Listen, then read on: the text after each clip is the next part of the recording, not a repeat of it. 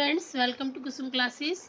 तो बच्चों, आज की इस वीडियो में हम करेंगे क्लास 8 की मैथ क्वेश्चन सेकंड है बच्चों, और ये एक्सरसाइज 6.2 का है। ठीक है, तो क्वेश्चन जो सेकंड है बच्चों, उसमें हमें क्या करना है, हमें बताना है कि क्या सत्य है और असत्य है। हमें ना बच्चों यहाँ पे कुछ कथन दिए गए हैं, तो हमें इनको बताना है कि ये कथन सत्य है या असत्य है। ठीक है, तो चलिए हम इसको समझते हैं।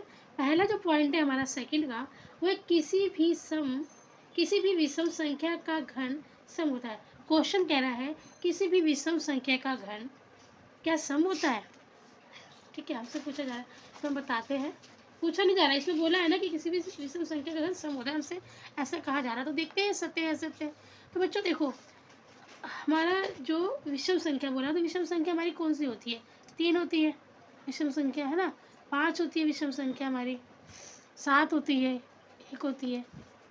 अब इसलिए यहाँ पे बोला है हमसे कि विषम संख्या का घन सम होता है, सम बोला है ना। तो हम देखते हैं। देखिए 3 का अगर हम घन करते हैं, 3 का मैंने यहाँ पे स्क्वायर कर दिया बच्चों, यहाँ पे घन आएगा, घन 3 का घन, और ये 5 का घन। तो 3 का घन करेंगे बच्चों, तो 3 तरीके 9 तरीके कितना आ जाएगा? 27 आ जाएगा। और 5 का घन करते हैं तो 5 5 5 25, 25 पंजे 125 आ जाएगा, है ना। तो देखिए ये दोनों ही जो संख्या है क्या है, 27 और 125, ये विषम संख्या है, ये सम संख्या नहीं है, ये ना विषम संख्या है। ठीक है, तो यहाँ पर विषम संख्या का घन विषम ही आ रहा है बच्चों। विषम संख्या का घन क्या आ रहा है? विषम आ रहा है ना। और कथन में क्या बोला है कि विषम संख्या का घन सम होता है। तो क्वेश्चन जो कथन है ये गलत है ना, ये गलत इसमें लिखा गया है। तो यहाँ पर हम क्या लिखेंगे? असत्य। तो जो पहला है बच्चों, वो हमारा कथन क्या है? असत्य है। ठीक है ना, असत्य। क्यों असत्य है?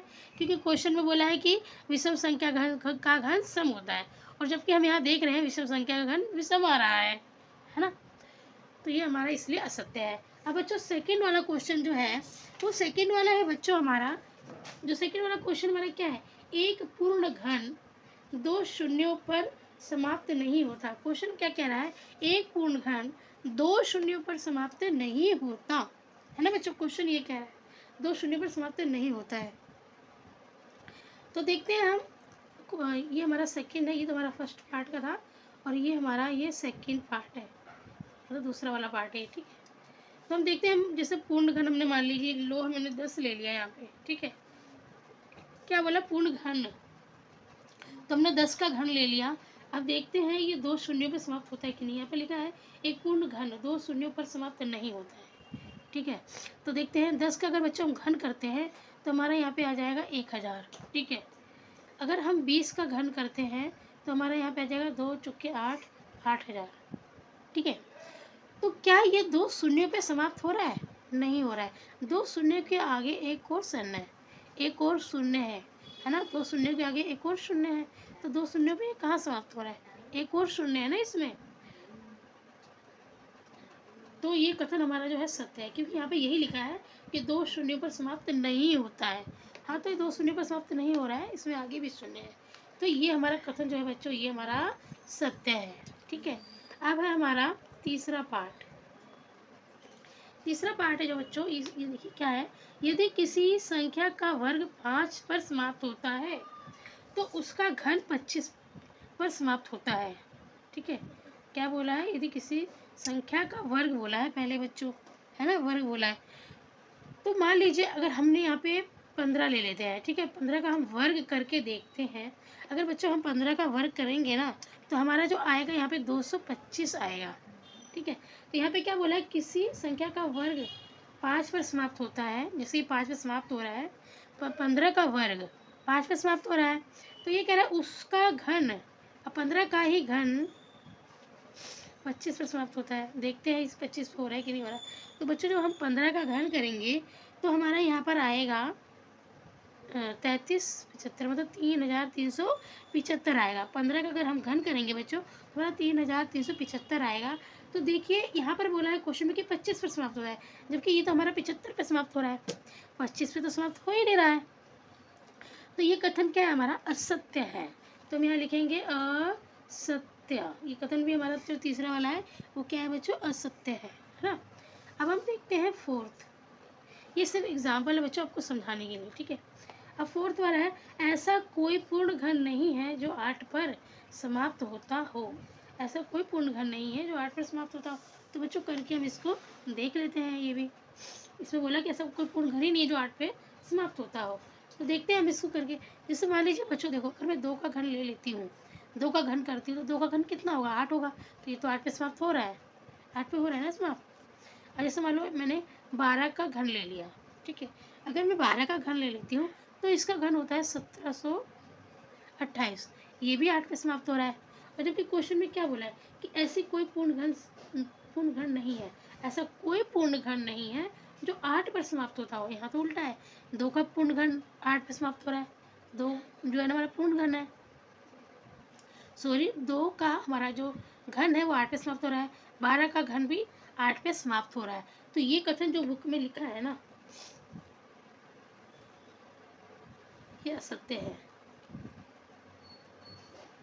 क्वेश्चन में क्या क्या ऐसा कोई पूर्ण घन नहीं है, जो कि पूर्ण घन है ये थोड़ा जो 8 पे समाप्त हो रहा है, ठीक है। तो जो ये हमारे बुक में लिखा है कि ऐसा कोई पूर्ण घन नहीं है जो 8 पे समाप्त होता है, तो ये हमारा सत्य कथन है। तो हमने यहाँ सत्य लिख दिया। अब बच्चों हम पाँचवा करेंगे। पाँचवा हमारा क्या है? पाँचवा बच्चों हमारा कि दो अंकों की संख्या का घन, 2 अंकों की संख्या का घन 3 अंकों वाली संख्या हो सकती है। चलो देखते हैं ये हमारा कथन सही है कि गलत है। तो देखिए अभी लिखा 2 अंकों की संख्या का घन। तो बच्चों मान लो हमने मान लिया यहाँ पे जो हमारे 2 अंकों की संख्या है वो मान लीजिए हमने 10 है, ठीक है। अब 10 का हम घन करके देखते हैं क्या ये 3 अंकों वाली होती है। तो अगर हम 10 का घन करेंगे बच्चों तो हमारा 10 का घन में ये आएगा 1000 आएगा बच्चों। तो ये इसमें कितने अंक हैं? 1 2 3 4, इसमें तो 4 अंक है, 3 अंक से ज़्यादा है। और यहाँ बोला है कि 2 अंकों का घन 3 अंकों वाली संख्या हो सकती है। नहीं हो सकती भाई, 3 अंक तो नहीं है, यहाँ पे 4 अंक आ रहे हैं। तो ये भी कथन जो है हमारा असत्य ही होगा, है ना। ये कथन भी हमारा असत्य ही होगा क्योंकि 2 अंकों वाली जो हमने संख्या ली उसका घन किया तो ये 4 अंक में आ रहा है, 3 अंक में नहीं आ रहा है। तो ये भी हमारा सत्य है। अब हम करेंगे छठा पाठ। छठा है हमारा 2 अंकों वाली संख्या के घन में 7 या अधिक अंक हो सकते हैं। चलिए हम करके देखते हैं। तो मान लो बच्चों मैंने 2 अंकों वाली संख्या, सबसे बड़ी संख्या मैंने 99 ले ली 2 अंकों वाली, और अब मैं इसका घन करती हूँ।